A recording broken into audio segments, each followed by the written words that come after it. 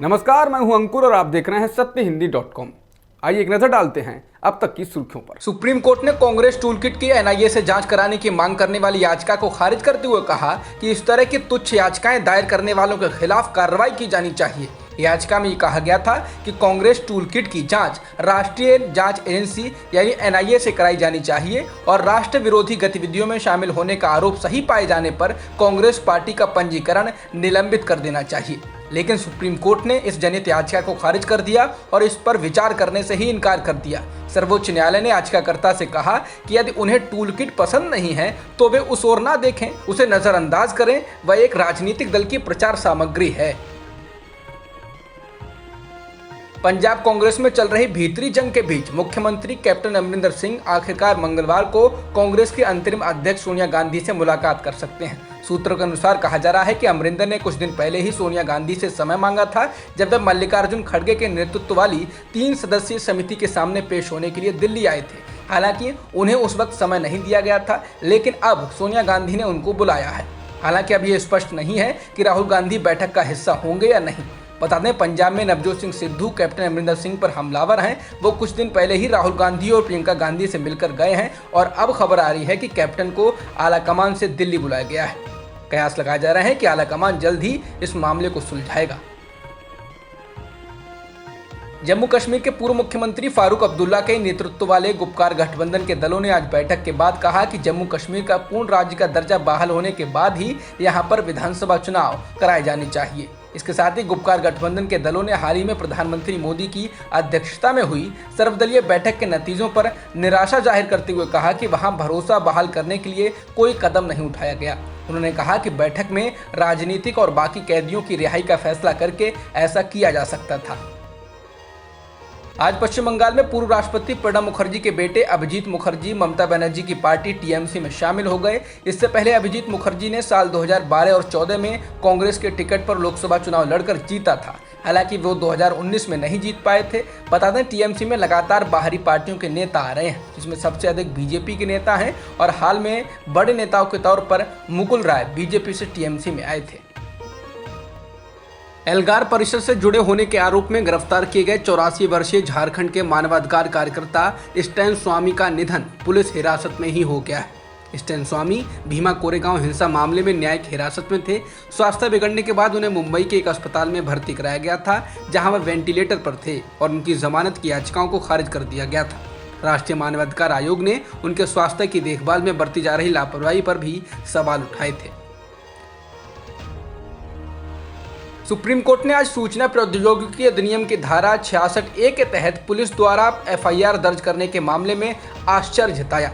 ये धारा 66A एक विवादास्पद कानून है जो ऑनलाइन आपत्तिजनक सामग्री पोस्ट करने के लिए लोगों को गिरफ्तार करने की अनुमति देता है। हालांकि इस कानून को सुप्रीम कोर्ट ने असंवैधानिक और अभिव्यक्ति की स्वतंत्रता का उल्लंघन वाला मानते हुए 2015 में ही रद्द कर दिया था।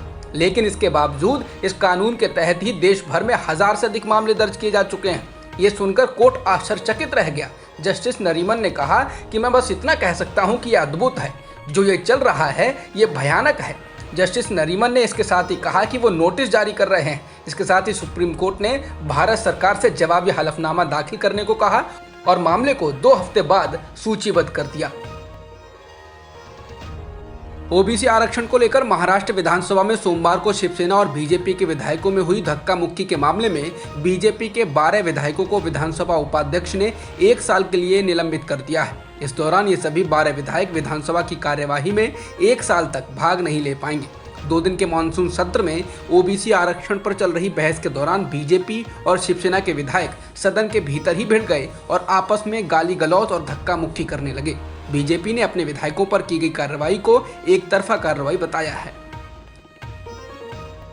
संघ प्रमुख मोहन भागवत ने रविवार को एक कार्यक्रम में हिंदू मुस्लिम एकता की बातें कही थी।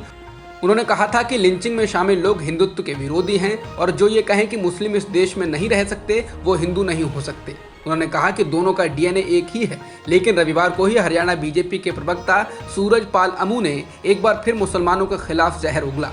गुड़गांव के पटौदी में हुई महापंचायत में अमू ने बिना मुस्लिम समुदाय का नाम लिए हुए उनको गाली देते हुए कहा कि इनको इस देश से निकालो, ऐसा प्रस्ताव पास होना चाहिए। इन लोगों के जो पार्क पटौदी में बन रहे हैं उनके पत्थर उखाड़ दो और इन लोगों को मकान और दुकान किराए पर मत दो। ये महापंचायत धर्म परिवर्तन के मामलों, कथित लव जिहाद और जनसंख्या नियंत्रण पर कानून बनाने की मांग को लेकर बुलाई गई थी। इसके बाद कहा जाने लगा है कि क्या संघ की ओर से दिखावे के लिए ही हिंदू मुस्लिम एकता की बातें कही जाती हैं? अगर नहीं तो ऐसे लोगों पर कार्रवाई क्यों नहीं होती? राष्ट्रीय स्वयंसेवक संघ के प्रमुख मोहन भागवत के इस बयान पर कि लिंचिंग में शामिल लोग हिंदुत्व के विरोधी हैं और जो लोग ये कहते हैं कि मुसलमान इस देश में नहीं रह सकते वे हिंदू नहीं हो सकते, इस पर तमाम सियासी दलों की प्रतिक्रिया सामने आई है। कांग्रेस के वरिष्ठ नेता और पार्टी के राष्ट्रीय महासचिव दिग्विजय सिंह ने कहा कि मोहन भागवत, क्या ये विचार आप अपने सभी शिष्यों, प्रचारकों, विश्व हिंदू परिषद, बजरंग दल के कार्यकर्ताओं को भी देंगे? क्या ये शिक्षा आप मोदी, शाह व बीजेपी के मुख्यमंत्री को भी देंगे? दिग्विजय सिंह ने आरएसएस प्रमुख मोहन भागवत के बयान को लेकर कहा कि अगर संघ प्रमुख आप अपने व्यक्त किए गए विचारों के प्रति ईमानदार हैं तो बीजेपी के नेता जिन्होंने निर्दोष मुसलमानों को प्रताड़ित किया है उन्हें उनके पदों से तत्काल हटाने का निर्देश दें और इसकी शुरुआत नरेंद्र मोदी व योगी आदित्यनाथ से करें। जेल से बाहर आने के बाद आज पहली बार लालू प्रसाद यादव सार्वजनिक तौर पर बोले। राष्ट्रीय जनता दल की स्थापना के 25 साल पूरे होने पर लालू प्रसाद यादव ने दिल्ली से वर्चुअल तरीके से कार्यक्रम का उद्घाटन किया। इस दौरान उन्होंने बीजेपी सरकार को जमकर रताड़ा। लालू प्रसाद यादव ने कहा कि सामाजिक ताने-बाने को खंडित किया जा रहा है। नारे लगाए जा रहे हैं कि अयोध्या के बाद मथुरा। ये क्या है? क्या चाहते हैं इस देश में? सत्ता के लिए लोगों को बर्बाद करना चाहते हैं? लालू ने कहा कि हम मिट जाएंगे लेकिन टूटने वाले नहीं हैं। इसके अलावा लालू ने कहा कि कोरोना से अधिक तो महंगाई और बेरोजगारी ने लोगों की हालत खराब कर दी है। उत्तर प्रदेश में कुछ महीनों में होने वाले विधानसभा चुनाव से पहले पूर्व मुख्यमंत्री अखिलेश यादव के गोमती रिवर फ्रंट प्रोजेक्ट पर नया राजनीतिक तूफान खड़ा होने के आसार हैं। सीबीआई ने इस गोमती रिवर फ्रंट प्रोजेक्ट में एक नया केस दर्ज कर लिया है। इसके साथ ही एजेंसी ने इस मामले में उत्तर प्रदेश में 40 सहित कुल 42 जगहों पर छापे मारे हैं। राजस्थान और पश्चिम बंगाल में एक एक जगह पर छापे मारे गए हैं। Gomti river front project Akhilesh Yadav के नेतृत्व वाली सरकार की महत्वाकांक्षी योजना थी। इसको 2015 में लॉन्च किया गया था। इस मामले में अनियमितता के आरोप लगाए गए। इसमें एक एफआईआर पहले ही 2017 में दर्ज की जा चुकी है। एफआईआर में अखिलेश यादव का नाम नहीं है। अब सीबीआई ने इस मामले में दूसरी एफआईआर दर्ज की है। इसी को लेकर सुबह तड़के छापेमारी शुरू हुई। डॉक्टरों और एलोपैथी को लेकर बाबा रामदेव द्वारा दिए गए विवादित बयानों के बाद उनके खिलाफ अलग अलग राज्यों में मामले दर्ज किए जा चुके हैं। इन सभी मामलों को एक ही स्थान पर जोड़ने की मांग करने के मामले में बाबा रामदेव ने सुप्रीम कोर्ट का रुख किया था। पिछली बार सुनवाई के दौरान कोर्ट ने रामदेव से उनके बयानों के वीडियो टेप पेश करने को कहा था, जिसको उनके द्वारा अब पेश किया जा चुका है। वहीं कोर्ट ने अब इस मामले की सुनवाई को अगले सप्ताह के लिए स्थगित कर दिया। कोर्ट ने कहा कि बाबा रामदेव के बयानों के वीडियो और टेप को देखने के लिए मामले को स्थगित किया जा रहा है, क्योंकि उन्हें कल रात ही 11 बजे ये सब प्राप्त हुए हैं। आज पूर्व केंद्रीय मंत्री रामविलास पासवान के जन्मदिन से चिराग पासवान अपने पिता के संसदीय क्षेत्र हाजीपुर से आशीर्वाद यात्रा का आगाज करेंगे और बिहार में घूमकर पार्टी पर अपनी पकड़ मजबूत करने की कोशिश करेंगे। चिराग ने जिस हाजीपुर से इस आशीर्वाद यात्रा की शुरुआत की है, वहां से उनके बागी चचा पशुपति कुमार पारस सांसद हैं। वहीं चिराग ने अपने पिता के जन्मदिन के अवसर पर ट्वीट कर उन्हें याद किया और उनको संबोधित करते हुए कहा कि आप ही का बेटा हूं, हार नहीं मानूंगा। तो वहीं प्रधानमंत्री मोदी ने भी रामविलास पासवान को याद करते हुए लिखा कि मुझे उनकी कमी बहुत ज़्यादा महसूस होती है। वो भारत के सबसे अनुभवी सांसदों और प्रशासकों में से एक थे।